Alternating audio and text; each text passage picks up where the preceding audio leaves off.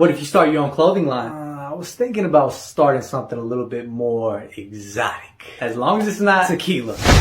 You even drink tequila like that? Yeah, I love marks. Yeah, I feel like that'd be cultural appropriation. No, it'll be great. We can have a añejo, a blanco tequila, añejo, and tequila. Why don't you make your own wine instead? I already got the name for it. It's gonna be called La Tequila.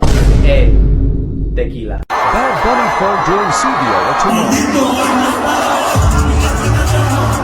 tomorrow.